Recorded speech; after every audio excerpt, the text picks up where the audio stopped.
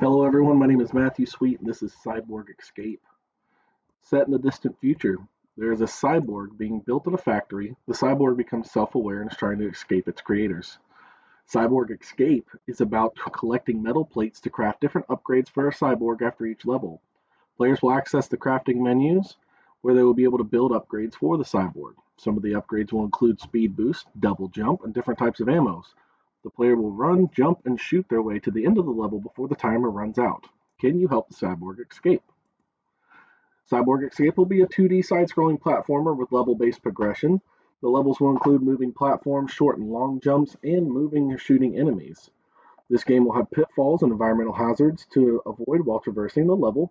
The game view for this game will be like many retro 2D side-scrolling games with limited side-to-side view. Some games that are similar to Cyborg Escape are Super Mario Bros., Mega Man, and Metroid. What makes this game stand out from the rest of these games is that there will be no power-ups in the levels. Instead, the player will use crafting mechanics after each level to give them a boost in game. During gameplay, players will choose which kinds of enhancements to build for the cyborg. For example, if a player chooses to craft the speed boost, then as they're progressing through the level, they can move more quickly between platforms. Whereas if a player chooses to craft a double jump, then a player will have a better chance of avoiding enemies altogether. The players will be able to use these upgrades in sync, for example, creating a boost jump.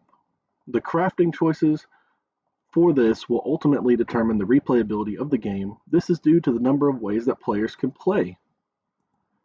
There are several decisions that the player can make while playing Cyborg Escape. Some key examples of these decisions are when a player chooses to jump to and from a platform, either to gain a way forward or bypass an enemy.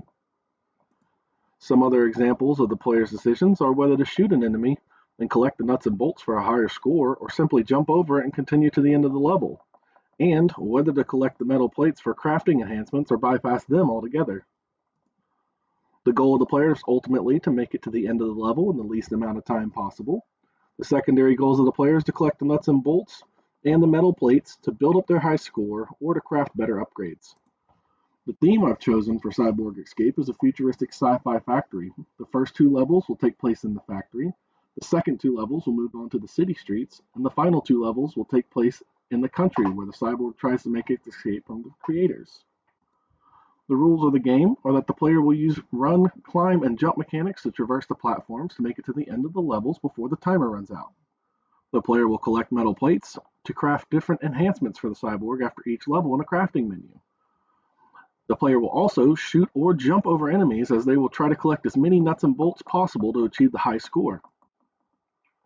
The player will use several mechanics throughout the game. These include running, jumping, crafting, climbing, shooting, collecting, and ultimately score. The main antagonizing force in the game will be the timer. The player will have 4 minutes to reach the end of the level before the timer runs out. If this happens, the level must be restarted. The secondary antagonizing force will be the enemies in the level, as they will try to destroy you at every turn. There are two different types of risks involved in a project of this scope. These are developmental and design risks. The developmental risks are due to personnel and technical limitations, as we're going to be working in teams of 4 to 5 students. The mitigation to this will be making sure each person is working with their strong suits. An example would be having a student who is strong in coding being the main programmer.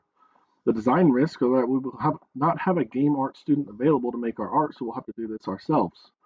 This could take away from time designing the game. A mitigation to this will be using simple 2D art provided in the Unity store for asset creation.